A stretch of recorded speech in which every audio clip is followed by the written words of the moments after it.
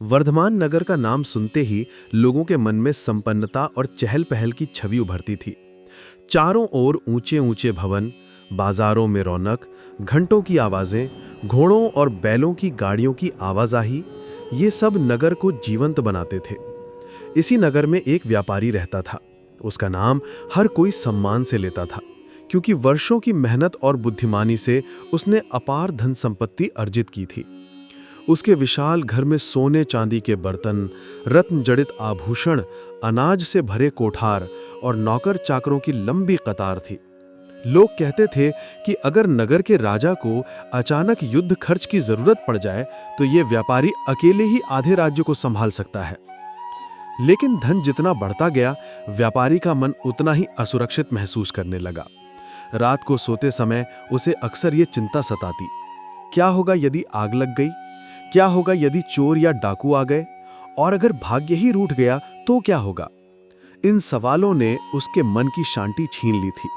उसे लगता था कि धन कमाना तो कठिन है ही, पर उससे भी कठिन है उसे सुरक्षित रखना। एक रात दीपक की हल्की पीली रोशनी में बैठा वो अपनी तिजोरी को देख रहा था। अचानक उसने खुद से बुदबुदाया, ये सब धन, ये सब चीजें स्थायी तो नहीं है। समय का भरोसा नहीं, आज हैं कल नहीं रहेंगी। अगर सब एक ही जगह पड़ा रहेगा तो खो भी सकता है। क्यों ना इसका कुछ हिस्सा कहीं और सुरक्षित रख दूं, कुछ ऐसा जो टिकाऊ हो और जिसे किसी के भरोसे छोड़ा जा सके। अगली सुबह उसने अपनी कोठरी से एक भारी भरकम लोहा निकाला। यह कोई साधारण लोहा नहीं था, बल्कि बड़ा तराजू और उसका बांस था, जिससे कभी उसने अनाज और कीमती चीजें तौनी थीं। लोहा मोटा और मजबूत था, जिसकी उम्र दशकों तक समाप्त नहीं होती। व्यापारी ने मनी मन सोचा कि धन तो पिघल सकता है, गहने चोरी हो सकते हैं, लेकिन ये लोहा हमेशा बना रहेगा। जरूरत पड़े तो इसे बेचकर भी काम चल सकता है। बेहतर होगा कि इसे किसी भरोसेमंद के पास रख दूं। उसी समय उसे अपने एक पुराने परिचित व्यापारी की याद आई। वो नगर में ही व्यापार करता था और देखने सुनने में सीधा साधा लगता था। दोनों का आपस में लेन देन भी रहा था और आपसी नमस्ते प्रणाम भी। हर बार जब वे मिलते तो परिचित व्यापारी बड़े सम्मान से झुककर प्रणाम करता और कहता कि आप जैसे बड़े व्यापारी का आशीर्वाद हम छोटे लोगों को हमेशा चाहिए। यही कारण था कि हमारे व्यापारी को उस पर भरोसा हुआ। वो सुबह सुबह अपने नौकर से कहा, अरे जरा इस लोहे को अच्छे से कपड़े में लपेटो और गाड़ी में रख दो, मैं इसे भाई साहब के पास छोड़ाऊंगा। नौकर को भी आश्चर्य हुआ कि इतना भारी सामान किसी और के पास क्यों रखना है, पर उसने सवाल करने की हिम्मत नहीं की। जब गाड़ी उस परिचित व्यापारी के घर के सामने रुकी तो परिचित व्यापारी चौंक से भीतर आया। वो अपने पुराने मित्र को देखकर प्रसन्न हुआ और बोला, अरे भाई, आप मेरे घर, कहिए आदेश। हमारा व्यापारी मुस्कुराते हुए बोला, भाई तुम्हें तो मैं समझदार और ईमानदार मानता हूं। दरअसल मेरे पास ये भारी लोहा है, तराजू है। घर में बहुत सामान हो गया है और मन में चिंता रहती है। सोचा इसे तुम्हारे पास रख दूं, जब कभी जरूरत होगी मैं आकर ले लूंगा। परिचित व्यापारी ने बाहरी भाव तो बड़ा सहज रखा। वो बोला, अरे इसमें क्या बड़ी बात है, आपका सामान तो मेरे लिए भगवान की पूजा का सामान है। आप निश्चिंत रहिए, मैं इसे ऐसे रखूंगा जैसे अपनी आंखों की पुतली। लेकिन अंदर ही अंदर उसके मन में कुछ और ही चल रहा था। उसने मनी मन हिसाब लगाया, इतना बड़ा लोहा, इतना भारी तराजू, इसका कोई काम तो मुझे है नहीं, लेकिन बेच दूं तो अच्छा दाम मिल सकता है। और कौन जाने ये लेने वापस भी ना आए। इतनी दौलत वाला आदमी होगा ही तो और लोहा खरीद लेगा। अच्छा मौका है। उसके चेहरे पर यह चालाकी झलक न जाए, इसलिए उसने मुस्कुराकर कहा, आइए आइए अंदर बैठिए, पानी पीजिए। हमारा व्यापारी संतुष्ट होकर भीतर बैठ गया। उसने एक घूंट पानी पिया और निश्चिंत भाव से कहा, ठीक है भाई, मैं अब चलता हूं। बस ध्यान रखना, कभी जरूरत पड़े तो लेने आऊंगा। परिचित व्यापारी ने तुरंत सिर हिलाकर हामी भरी, बिल्कुल, जैसे आपका हो वैसे ही मेरा। उस दिन व्यापारी घर लौटा तो मन में हल्की शांति थी। उसे लगा कि उसने अपनी एक चिंता दूर कर ली है। रात को सोते समय उसने सोचा, अब लोहा सुरक्षित है, जब जरूरत होगी तब ले लूंगा। पर उसे क्या पता था कि उसके भरोसे की जड़ में ही विश्वासघात के बीज बो दिए जा चुके थे। परिचित व्यापारी के मन में लोभ का सांप सिर उठा चुका था, जो धीरे धीरे सब कुछ निगलने वाला था।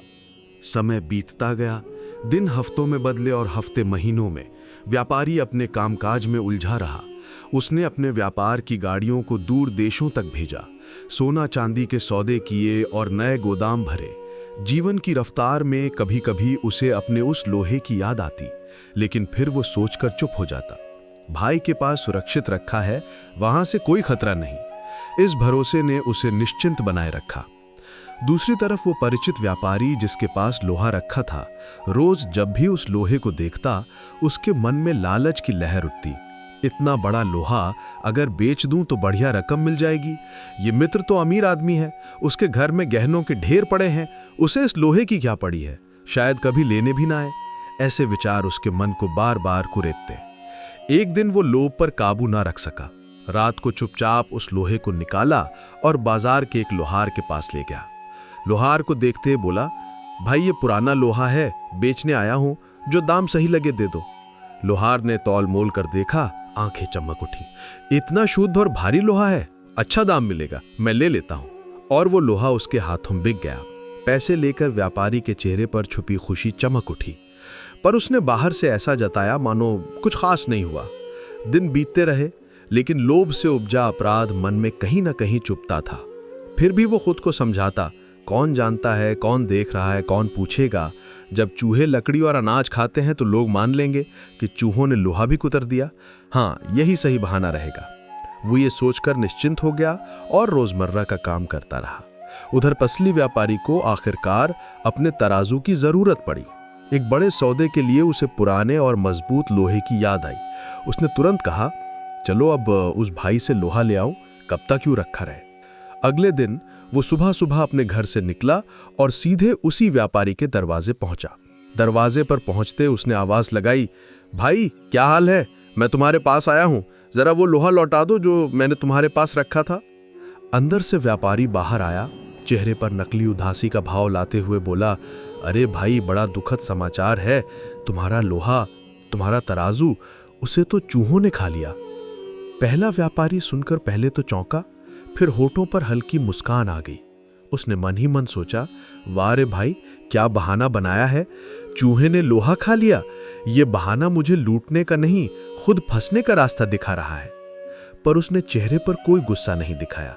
वो धीमे स्वर में बोला, अरे चूहों ने खा लिया, हाँ क्यों नहीं, जब अनाज खा सकते हैं तो लोहा भी खा सकते हैं। ये तो भगवान की माया है, इसमें किसी का क्या दोष। परिचित व्यापारी को उसकी सहजता देखकर हैरानी हुई। उसने सोचा, अरे ये तो बिना झगड़े मान गया, लगता है सचमुच मान लिया कि चूहों ने लोहा खा लिया। अब मैं निश्चिंत हूं। उसने भी हाँ में हाँ मिलाई, हाँ भाई यही सच्चाई है, मुझे भी बड़ा दुख हुआ, लेकिन क्या करूं, अपने हाथ में कुछ नहीं था। पहला व्यापारी अंदर से हंस रहा था। उसने सोचा, अब समय आ गया है अपनी बुद्धि का इस्तेमाल करने का। इस लालची को सबक सिखाना ही होगा। जो दूसरों का हक मारता है उसे बिना सबक के सुधारना मुश्किल है। उसने सीधी नजरों से देखते हुए कहा, ठीक है भाई, जो होना था हो गया, कोई बात नहीं, मन छोटा मत करो, तुम्हारा दोष नहीं। मैं कल तुम्हारे बेटे को नदी पर घुमाने ले जाऊंगा, अच्छा लगेगा, बच्चे को भी मजा आएगा और मुझे भी। परिचित व्यापारी ने सोचा, ये तो बड़ा सीधा है, इतनी बड़ी हानि सहकर भी कुछ नहीं बोला और उल्टा मेरे बेटे को घुमाने ले जाने की बात कर रहा है, कितना अच्छा आदमी है। वो हंसते हुए बोला, हाँ हाँ क्यों नहीं, ले जाओ, उसे तो घूमने का बहुत शौक है।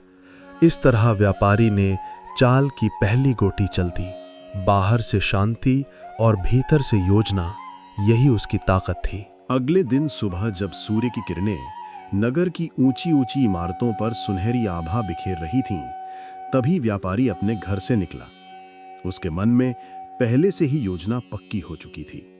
उसने मन ही मन सोचा, आज यह लालची व्यापारी मेरे भरोसे को तोड़ने की सजा चख ही लेगा। किसी को उसके अपने हथियार से हराना ही सही जवाब होता है। उसके चेहरे पर शांत मुस्कान थी, पर आंखों की गहराई में चतुराई की चमक साफ दिखाई देती थी। वो सीधे उस परिचित व्यापारी के घर पहुंचा। दरवाजा खुला तो सामने वही व्यापारी खड़ा था जिसने लोभ में आकर उसका लोहा बेच डाला था। उसने उत्साह से कहा, भाई तैयार रहो, आज मैं तुम्हारे बेटे को नदी पर घुमाने ले जाऊंगा, बच्चे को ताजी हवा भी मिलेगी और अच्छा अनुभव भी होगा। परिचित व्यापारी का चेहरा खिल उठा। वो बोला, वाह भाई, आप तो सचमुच बड़े नेक दिल इंसान हो। इतनी बड़ी हानि सहकर भी ना कोई शिकवा ना शिकायत, उल्टा मेरे बेटे को घुमाने ले जाने का आग्रह कर रहे हो। जाइए, बच्चे को बहुत मजा आएगा। इतना सुनते ही भीतर से उसका बेटा बाहर दौड़ता हुआ आया। उसकी उम्र 10-11 वर्ष से अधिक ना होगी। वो उत्साह से बोला, मैं सच में नदी पर जाऊंगा। बहुत दिनों से इच्छा थी। चिड़ियों को देखूंगा, पानी में कंकड़ फेंकूंगा, नावें गिनूंगा। पहला व्यापारी स्नेह से मुस्कुराया और बोला, हाँ बेटा, बिल्कुल, आओ चले। उसने उसका हाथ पकड़ा और दोनों चल दिए। रास्ते भर बच्चा बातें करता रहा। क्या हम नाव में बैठेंगे? क्या वहां मछलियां मिलेंगी? क्या मुझे तैरना सिखाओगे? व्यापारी हर बार हंसकर जवाब देता, हाँ बेटा, जो भी चाहो देखो, पर आज मैं तुम्हें एक जगह विशेष दिखाऊंगा जहां बहुत शांति है। कुछ देर चलने के बाद वे नगर के बाहर पहुंचे। वहां से नदी दिखाई देने लगी। लहरों पर चमकती धूप और बहते पानी की कलकल ध्वनि वातावरण को सुखद बना रही थी। बच्चे की आंखें चमक उठी। वाह, कितनी बड़ी नदी है! देखो, वहां बगुले खड़े हैं और उधर नाव जा रही है। व्यापारी ने उसे धैर्य से पानी के पास तक ले जाकर घुमाया। फिर उसने आसपास नजर दौड़ाई। नदी किनारे थोड़ी दूरी पर एक गुफा थी जिसे लोग कम ही जानते थे। उसके मन में पहले से योजना थी। वो बच्चे को वहां ले गया और मुस्कुरा कर बोला, बेटा, ये गुफा देखो, ये कितनी ठंडी और सुरक्षित है। आओ जरा भीतर चलते हैं। बच्चा उत्सुकता से उसके पीछे पीछे चला गया। गुफा में अंधेरा था, लेकिन व्यापारी के पास एक छोटा दीपक था।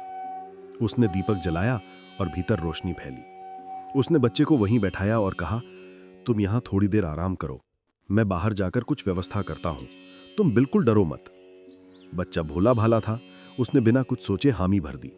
व्यापारी ने सुनिश्चित किया कि वो सुरक्षित है और गुफा का रास्ता ढककर बाहर निकल आया। अब वो मन ही मन बोला, लोभ के कारण जिसने मेरे विश्वास को तोड़ा, अब वही अपने बेटे के लिए तड़पेगा। जब उसे लगेगा कि दुनिया में असंभव बातें भी संभव हो सकती हैं, तभी वो समझेगा कि दूसरों के साथ छल करना कैसा लगता है। वो निश्चिंत होकर नगर की ओर लौट चला। रास्ते में उसे लोगों ने देखा और पूछा, भाई, कहां घूम कर आ रहे हो? उसने सहजता से जवाब दिया, बस बच्चे को नदी दिखाने ले गया था। सबने ये सुनकर सिर हिला दिया। किसी को कुछ संदेह ना हुआ। शाम ढली। सूरज की लालिमा आकाश को रंग रही थी। नगर की गलियों में दीपक जलने लगे। व्यापारी 2 यानी उस लालची व्यापारी का मन बेचैन होने लगा। उसने सोचा, मेरा बेटा अभी तक लौटा क्यों नहीं? सुबह गया था, अब तक तो घर आ जाना चाहिए था। कहाँ है मेरा बच्चा? उसके भीतर चिंता ने जगह ले ली। वो बाहर निकलकर राह देखने लगा, लेकिन जब बेटा नहीं दिखा तो वो सीधे व्यापारी 1 के घर पहुंचा। दरवाजे पर दस्तक देते ही व्यापारी 1 बाहर आया। उसने शांत भाव से कहा, आइए भाई, कैसे आना हुआ? लालची व्यापारी ने व्याकुल स्वर में कहा, भाई, मेरा बेटा तुम्हारे साथ गया था, अब तक लौटा क्यों नहीं? कहाँ है मेरा बच्चा? व्यापारी 1 ने गहरी सांस लेकर बोला, भाई, बहुत दुख की बात है। जब हम नदी किनारे बैठे थे, तभी अचानक एक बड़ा गरुड़ आ गया। उसने तुम्हारे बेटे को अपनी चोंच और पंजों में दबोचा और उड़ गया। ये सुनते ही लालची व्यापारी की आंखें फटी की फटी रह गईं। वो चीख पड़ा, क्या? गरुड़ आदमी को उठा ले गया? यह असंभव है, झूठ है। व्यापारी 1 ने शांत से उसकी आंखों में देखकर कहा, भाई, जब चूहे लोहा खा सकते हैं तो गरुड़ बच्चा क्यों नहीं उठा सकते? ये दुनिया बड़ी विचित्र है। इतना सुनते ही लालची व्यापारी समझ गया कि ये उसी की बनाई जाल में फंसना है, लेकिन उसने हार नहीं मानी। उसने गुस्से में कहा, ये नाइंसाफी है, तुम मेरे बेटे को छिपा रहे हो। मैं राजा के दरबार जाऊंगा और न्याय मांगूंगा। पहला व्यापारी शांत स्वर में बोला, जाओ, बिल्कुल जाओ, न्याय सबके लिए है। देखना सच्चाई किसकी जीत कर आती है। इस प्रकार लालच और चालाकी की लड़ाई अब खुलेआम न्यायालय तक पहुंचने वाली थी। एक ओर था वो व्यापारी जिसने लोभ में आकर विश्वास तोड़ा, और दूसरी ओर था वो व्यापारी जिसने धैर्य और बुद्धि से उसका सामना करने की ठानी थी। नगर के बीचों बीच बने राजमहल में दरबार सज चुका था। ऊंचे ऊंचे खंभों पर झूलते रेशमी पर्दे, दरबारियों की पंक्ति, सैनिकों की चौकस निगाहें और बीच में सोने जड़ित सिंहासन जिस पर राजा गंभीर भाव से विराजमान थे। उनकी आंखें तीखी थीं और चेहरे पर एक ऐसी गंभीरता थी जिससे कोई भी झूठ बोलने से पहले ही कांप उठे। आज का दरबार खास था क्योंकि एक अजीब मुकदमा लाया गया था। गरुड़ ने इंसान का बच्चा उठा लिया। दरबारियों के बीच हल्की हल्की फुसफुसाहट हो रही थी। कोई कह रहा था, अरे ये कैसे संभव है? तो कोई हंसते हुए कह रहा था, शायद किसी ने कहानी गढ़ ली है। इतने में सैनिकों ने ऐलान किया, मुकदमे के पक्षकार प्रस्तुत हों, और दोनों व्यापारी दरबार में लाए गए। पहले आया वो व्यापारी जो लालच में आकर लोहा बेच चुका था और अब अपने बेटे के लिए व्याकुल था। उसके चेहरे पर चिंता और गुस्से की रेखाएं साफ थीं।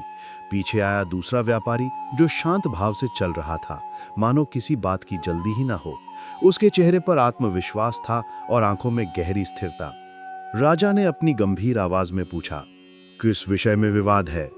लालची व्यापारी ने तुरंत आगे बढ़कर कहा, महाराज, ये मेरे परिचित हैं। कुछ दिन पहले मेरे बेटे को नदी पर घुमाने ले गए थे, लेकिन वो आज तक लौटा ही नहीं। जब मैंने पूछा तो इन्होंने बेहिचक कहा कि गरुड़ ने तुम्हारे बेटे को उठा लिया। महाराज, ये कैसे संभव है? ये निश्चित ही झूठ बोल रहे हैं और मेरे बेटे को कहीं छिपा दिया है। मैं आपसे न्याय की प्रार्थना करता हूँ। राजा ने भौहें सिकोड़कर दूसरे व्यापारी की ओर देखा। क्या ये सच है? तुमने कहा कि गरुड़ लड़के को उठा ले गया। पहला व्यापारी शांत भाव से बोला, हाँ महाराज, यही हुआ। दरबार में हलचल मच गई। दरबारी एक दूसरे को देखने लगे। कोई हंसा, कोई हैरान हुआ। राजा ने हाथ उठाकर शांति कराई और बोले, तुम्हें यह कहना है कि गरुड़ आदमी को उठा ले गया? ये कैसे मान लिया जाए? व्यापारी ने मुस्कुरा कर कहा, महाराज, यदि चूहे लोहे जैसे कठोर और भारी पदार्थ को खा सकते हैं तो फिर गरुड़ आदमी को क्यों नहीं उठा सकता? ये सुनते ही दरबार में ठहाका गूंज उठा। सबको यह तर्क अजीब और मनोरंजक लगा। राजा ने तुरंत दरबारियों को शांत किया और गंभीरता से पूछा, स्पष्ट कहो, ये चूहों और लोहे की बात क्या है? व्यापारी ने नतमस्तक होकर कहा, महाराज, हुआ यूं कि मैंने अपना भारी लोहा इस मित्र के पास सुरक्षित रखने दिया था। जब मैं उसे लेने पहुंचा तो इन्होंने बड़ी सफाई से कहा कि चूहों ने लोहा खा लिया। महाराज, सोचिए, क्या चूहे कभी लोहा खा सकते हैं? मैंने तब भी कोई वाद विवाद नहीं किया, केवल चुपचाप मान लिया। और जब आज इनके बेटे के विषय में मैंने कहा कि गरुड़ उठा ले गया तो ये मानने को तैयार नहीं। महाराज, जो असंभव है वो असंभव ही है, चाहे वो चूहे का लोहा खाना हो या गरुड़ का बच्चा उठाना। यदि मेरी बात असंभव है तो इनकी बात भी असंभव है। राजा ने गंभीर होकर दोनों की बातें सुनी। दरबार में सन्नाटा छा गया। सभी दरबारी अब गंभीरता से सोचने लगे। एक बुजुर्ग मंत्री ने धीरे से कहा, महाराज, लगता है असली बात यही है कि इस व्यापारी ने लोभवश लोहा छिपा लिया और झूठ बोलकर चूहों पर दोष मढ़ दिया। अब उसी को उसके झूठ का फल मिला है। राजा ने सिर हिलाया और कठोर स्वर में लालची व्यापारी से पूछा, क्या यह सत्य है? क्या तुमने सचमुच लोहे को बेचकर बहारा बनाया? उस व्यापारी के माथे पर पसीना छलक आया। वो बगले झांकने लगा। दरबारियों की पैनी निगाहें उस पर टिकी थीं। राजा गरज कर बोले, सत्य स्वीकार करो वरना दंड पाओगे। आखिरकार लालची व्यापारी झुक गया। वो कांपती आवाज में बोला, महाराज, मैंने लोभ में आकर लोहा बेच दिया। सोचा ये आदमी अमीर है, शायद कभी लेने ना आए। मैंने झूठ बोल दिया कि चूहों ने लोहा खा लिया। दरबार में फिर से खुसुर फुसुर शुरू हो गई। सबने उसे धिक्कारा। राजा ने कठोर स्वर में कहा, लोभ मनुष्य की सबसे बड़ी कमजोरी है। तुमने मित्र का विश्वास तोड़ा, झूठ बोला और उसे धोखा दिया। ऐसे अपराध को क्षमा नहीं किया जा सकता। तुम्हें उसका लोहा लौटाना होगा और दंड स्वरूप जुर्माना भी भरना होगा। व्यापारी ने गिड़गिड़ाते हुए कहा, महाराज, मुझसे गलती हो गई, मुझे क्षमा करें। मैं अभी लोहा लौटा दूंगा और जो दंड लगेगा वो भी सह लूंगा। बस मेरा बच्चा मुझे वापस मिल जाए। राजा ने पहले व्यापारी की ओर देखा और बोले, तुम्हारा तर्क न्यायोचित है, परंतु अब बच्चे को सुरक्षित लौटा दो। व्यापारी ने नतमस्तक होकर कहा, महाराज, बच्चा सुरक्षित है। मैंने उसे छिपाया था ताकि इस व्यापारी को उसके छल का बोध हो। अब मैं उसे तुरंत लेकर आऊंगा। दरबारियों ने राहत की सांस ली। लालची व्यापारी की आंखों से आंसू बहने लगे। वो समझ चुका था कि उसकी लालच ने उसे किस मुसीबत में डाल दिया है। राज दरबार में जब पहला व्यापारी ये कहकर झुका कि बच्चा सुरक्षित है, तो वहां बैठे हर व्यक्ति की सांस जैसे थम गई। लालची व्यापारी के चेहरे पर आशा की हल्की किरण चमकी। उसकी आंखों से आंसू की धार बहने लगी। राजा ने गंभीर स्वर में कहा, जाओ, तुरंत बच्चा लाकर दरबार में उपस्थित करो।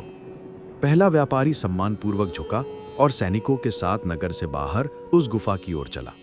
रास्ते भर सैनिकों ने जिज्ञासा से पूछा, भाई तुमने इतना बड़ा साहस कैसे किया? किसी का बच्चा छिपा लेना बड़ा जोखिम था। व्यापारी मुस्कुराकर बोला, कभी कभी छल का उत्तर छल से देना ही पड़ता है, पर उसमें भी भलाई छिपी होनी चाहिए। यदि मैंने ये योजना न बनाई होती तो उस व्यापारी का लालच कभी सामने ना आता और न्याय भी अधूरा रह जाता। गुफा तक पहुंचते ही उसने दीपक जलाया और भीतर गया। बच्चा वहीं बैठा खेल रहा था। उसे देखकर व्यापारी ने स्नेह से कहा, बेटा अब घर चलने का समय है, तुम्हारे पिता बहुत परेशान हैं। बच्चा भोलेपन से बोला, क्या हम फिर नदी देखने आएंगे? व्यापारी ने उसके सिर पर हाथ फेरते हुए कहा, हाँ बेटा जरूर आएंगे, लेकिन आज राजा के पास चलना है। सैनिकों ने बच्चे को सुरक्षित देखा तो चैन की सांस ली। सब ने कहा, सचमुच ये व्यापारी चतुर भी है और ईमानदार भी। वे सब बच्चे को लेकर राज दरबार पहुंचे। दरबार में जैसे ही बच्चा पहुंचा, उसका पिता दौड़कर उससे लिपट गया। उसकी आंखें छलक उठीं। वो बार बार बेटे को गले लगाता और कहता, मेरे लाल तू सही सलामत है, यही मेरे लिए सबसे बड़ी खुशी है। वहां मौजूद हर कोई इस दृश्य को देखकर भावुक हो गया। राजा ने कठोर परंतु न्यायपूर्ण स्वर में कहा, अब सच्चाई सबके सामने है। इस व्यापारी ने छल का बदला छल से देकर सच्चाई उजागर की, और तुम, उन्होंने लालची व्यापारी की ओर इशारा किया, तुमने लोभ में आकर मित्र का विश्वास तोड़ा। याद रखो, धन से बढ़कर मित्रता और ईमानदारी होती है। तुम्हें अभी उसके लोहे का पूरा मूल्य लौटाना होगा और राज्य को दंड भी देना होगा। लालची व्यापारी ने सिर झुका लिया। उसने कांपते स्वर में कहा, महाराज मुझे क्षमा करें, मैंने लोभ में अंधेरा देख लिया और सच्चाई से आंखें मूंद ली। अब समझ गया हूं कि झूठ और कपट का अंत हमेशा पूरा होता है। मैं लोहा भी लौटाऊंगा और दंड भी भरूंगा। राजा ने संतोष से सिर हिलाया और पहले व्यापारी की ओर देखकर बोले, तुमने धैर्य और बुद्धिमानी का परिचय दिया है। न्याय का मार्ग कभी आसान नहीं होता, लेकिन तुमने बिना क्रोध किए सही रास्ता चुना। ऐसे लोग ही समाज को सही दिशा दिखाते हैं। दरबार में तालियां गूंज उठीं। सबने पहले व्यापारी की प्रशंसा की और लालची व्यापारी को धिक्कारा। बच्चा पिता के साथ घर लौट गया और पहले व्यापारी के चेहरे पर संतोष की हल्की मुस्कान थी। कहानी यहीं पूरी हुई, लेकिन इससे जो शिक्षा मिली वो हर किसी के दिल में गूंजती रही। लालच हमेशा पतन लाता है और ईमानदारी और बुद्धिमानी से ही सच्ची विजय होती है। तो प्यारे बच्चों, ये थी पंचतंत्र की अद्भुत कहानी व्यापारी का उत्थान पतन। अगर आपको ये कहानी अच्छी लगी हो तो इसे लाइक करें, अपने दोस्तों के साथ शेयर करें और चैनल को सब्सक्राइब करना ना भूलें, ताकि अगली रोचक कहानी आप तक सबसे पहले पहुंचे।